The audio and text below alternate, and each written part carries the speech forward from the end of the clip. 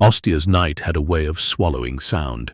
Even the wind seemed reluctant to move through the crop-scented alleys and rain-dark lanes of the agri-town. But in the open ground between the long warehouse and the hab blocks, something burned that was not meant for this world. A bonfire had been raised. A pyre fed not by timber, but by the warp. Its flame did not flicker outwards. It folded in on itself, as if the air were being dragged into a throat. The heat was wrong. The light was wrong. It did not illuminate. It consumed. Around it, rogue psychers swayed and chanted, their voices threading together into a rhythm that made the teeth ache. And beside them stood an executioner shaped like a nightmare from the long war, a master of executions, axe in hand, laughter like a chain dragged across stone.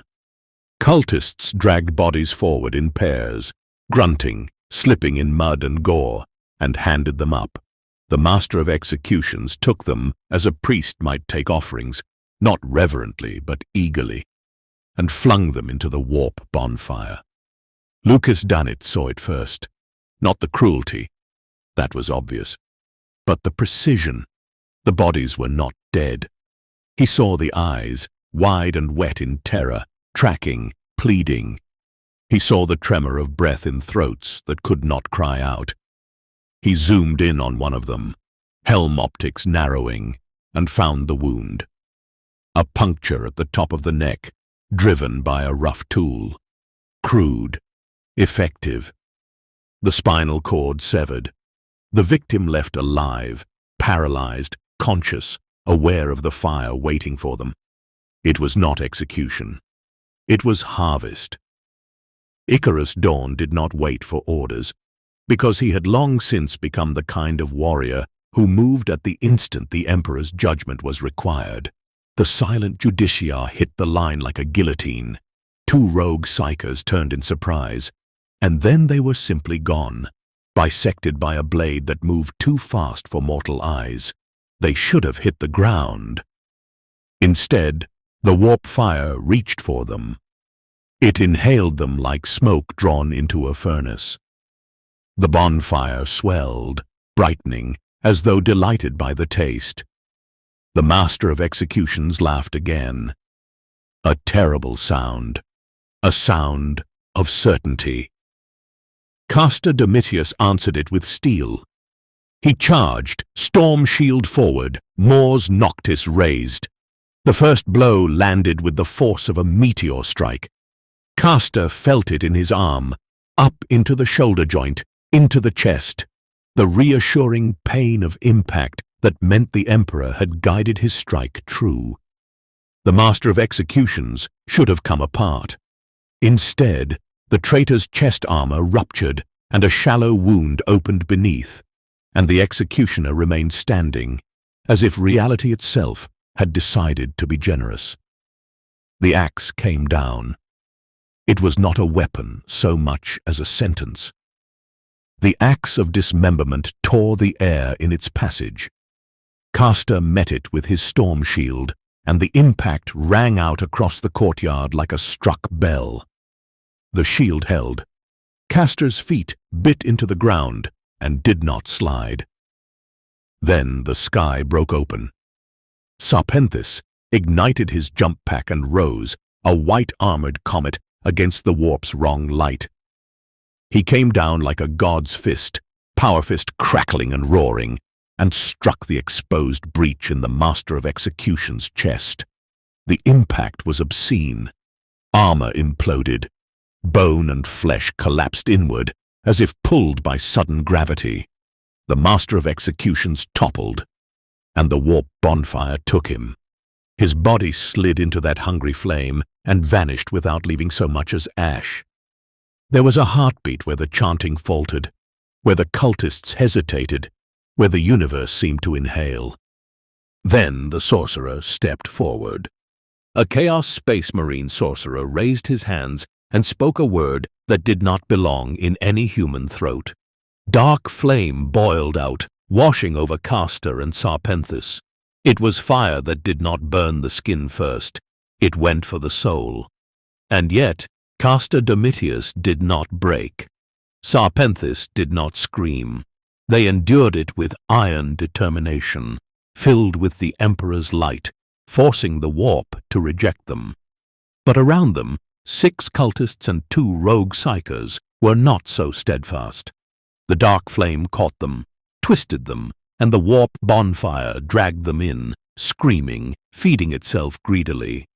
Lucas advanced into that madness with the cold certainty of an apothecary who has seen too much to be surprised by atrocity. He brought his plasma gun to bear at point-blank range and fired. The shot hit like judgment.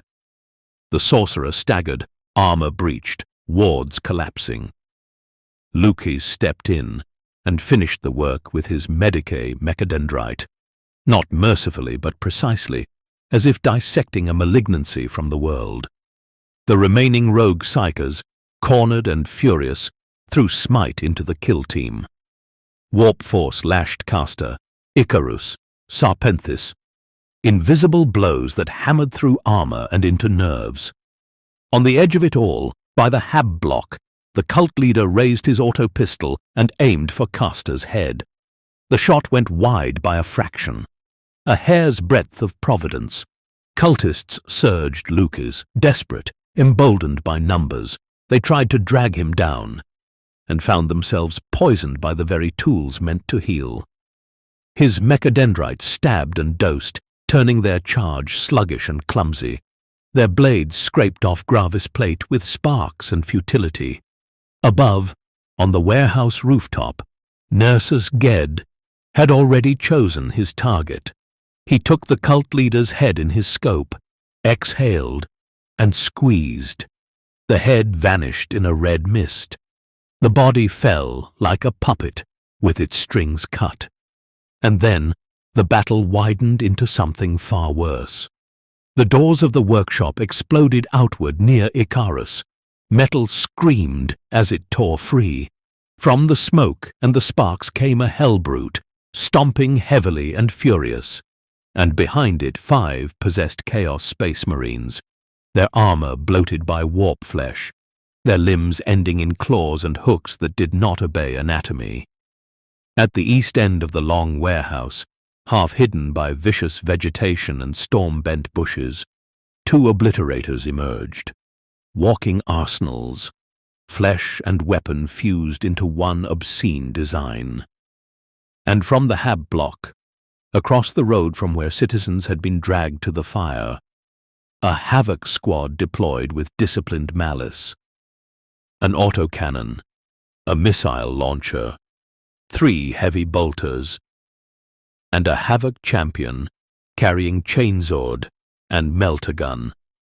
They moved like soldiers who had done this too many times to feel anything at all. The courtyard became a killing ground. Icarus struck first. He moved into the chaos with the absolute economy of a blade made for executions. He cut down a rogue psyker, and as it died, the warp bonfire drank it, swelling again, the flame growing with each stolen soul. In the same breath, he carved into a possessed marine, opening it deep enough that warp black blood spilled in sheets. Castor saw Lucas being threatened from multiple fronts and made a decision that only veterans make, the kind that trades safety for survival. He charged the Havocs. He hit them like a breaching ram, Mors Noctis singing. The Havoc champion died first, cut down before the meltagun could speak. The rest turned their heavy weapons toward him and tried to erase him in a storm of fire. Sarpenthus, even wounded, became fury. He ignited his jump pack and slammed into the Hellbrute, Power Fist driving into its front armor. Ceramite buckled. The demon engine staggered, movement impaired, its rage made physical. The Havoc with the missile launcher loosed a shot at Sarpenthus and Icarus. It detonated close, but both escaped with minimal harm, armor scarred and senses ringing. The Havocs poured fire into Castor. One autocannon round detonated wrongly as it ejected, exploding in the gun itself and blinding its bearer.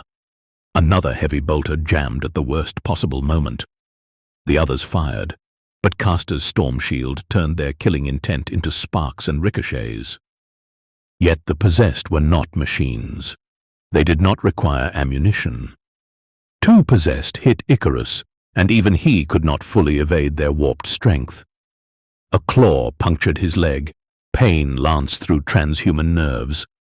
Another blow cracked him hard enough to steal his consciousness, and he fell, heavy as a collapsed statue. 2 more possessed fell upon Sarpenthis and tore into him with demonic ferocity until he dropped, his jump pack's flame guttering as he slammed to the ground. The last possessed sprinted for Castor. The Hellbrute lurched that same way too, limping forward, shoving aside Icarus's unconscious body and even one of its own possessed allies as it advanced, impatient, brutal, determined to reach the heart of the fight. And then Lucas did something magnificent in its cold practicality. He threw 3 crack grenades. They struck the Hellbrute and the Obliterators, and the explosions cracked the night. The Hellbrute died in pieces, blown open and stilled. The Obliterators were wounded, armor and flesh ruptured, their weapon limbs warping and smoking. The remaining rogue psychers tried again to break Castor with smite, and one of them overreached. Perils took him. His head detonated, spraying grey matter and warp light into the air. Nersus finished the rest, one after another. Clean shots, quiet conclusions. Still, the kill team was close to collapse. 2 brothers down, enemies everywhere, the warp bonfire pulsing like a living wound. Castor called upon the Emperor. He raised Mors Noctis and invoked wrathful light. The blade answered. Light erupted outward, not the pale wash of lumens, but something harsher, more ancient. It struck the traitors like a revelation they could not survive. Eyes burned, visors flared. The enemy staggered blind, clawing at darkness.